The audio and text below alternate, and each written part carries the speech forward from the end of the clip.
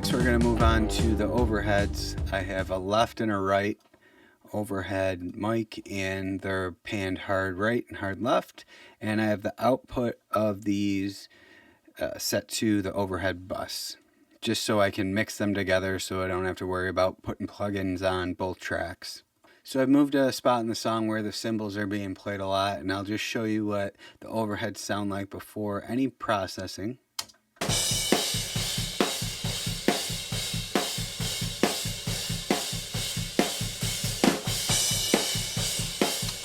So you can tell it's a pretty small room, not a lot of reverb going on or anything.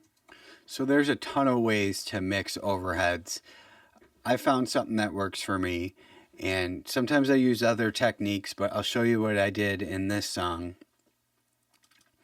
So I'm basically just using the overheads as cymbal mics. I don't want a ton of the kick and the snare and everything else in the overheads. And I've heard before that you should always keep your kick and snare, everything in the overheads, because it's the overall picture of the drum kit. Well, I've never been able to get a good sound like that, and the people I've learned from use the same techniques I do here. So there's other people that do what I do. Maybe in some styles of music you can keep the kick and the snare in there, but I'll show you what I do to alleviate the kick and the snare in the overheads. So I have a high pass filter all the way up to 370. It's not always this high, usually somewhere between 300 and 400. I roll everything off. So I'll show you what I'm cutting out.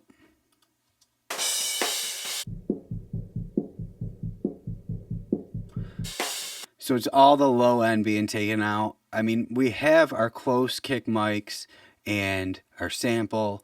We don't need any of this garbage sounding low end in the recording. So I've cut everything off there. And then I've also taken out a bunch around 500. And this is some of the snare drum, some of the boxy sound from the snare drum that's in the overheads. I'll show you this.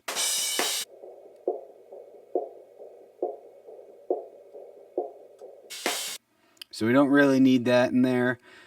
I also always add a high shelf, usually to brighten it up around 12K, and that's what I did here. And this is really the high end of the cymbals, so I'll boost this for you, show you what it's doing.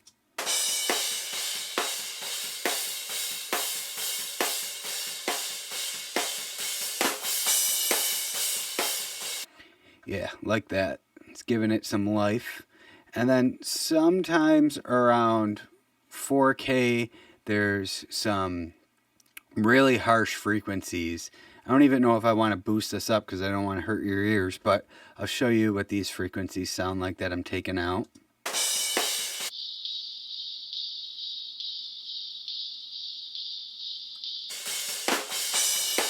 So I'll show you before and after.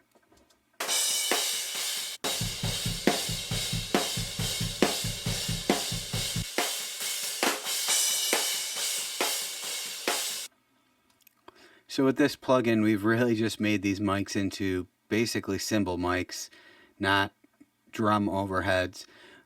Next thing I did was add the virtual mix rack from Slate Digital. This is a cool plugin. It's just kind of a bunch of plugins in one. And I'm just using a compressor on it. And I have a fast attack, so we are clamping down on the transient of the snare a little bit to take a little of the attack out. I have the fastest release, 5-to-1 ratio, and we're not getting too much gain reduction. This is just kind of gluing the overheads together. I'll show you what it sounds like.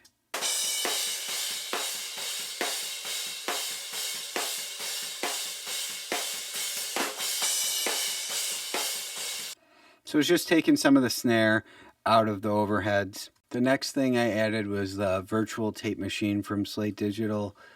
This is just to give the overheads some saturation, glue them together even more. I'll play it for you, see if you guys can hear the difference. It's pretty subtle.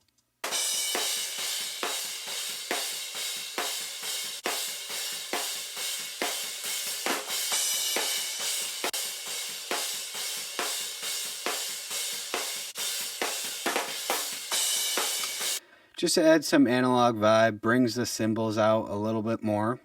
The last thing I'm adding is the L2 limiter from Waves.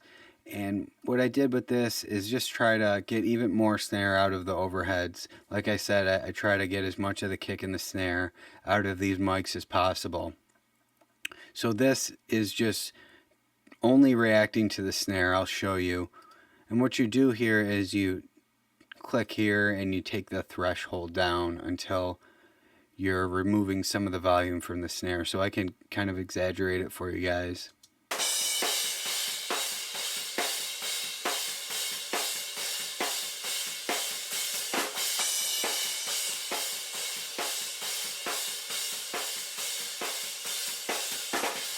So you can really crush the overheads with these, but we don't want to affect the cymbals. That's why where I have it set, it's only reacting to the snare.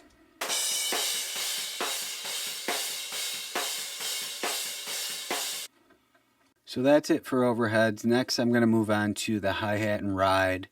Guys, thanks for watching. Make sure to download your free Ultimate Home Studio Mix Guide. I made this for you guys so you could start getting your mixes sounding better. There's a lot of great information in there. And be sure to reach out if you have any questions or if you need any help with your mixes. Thanks.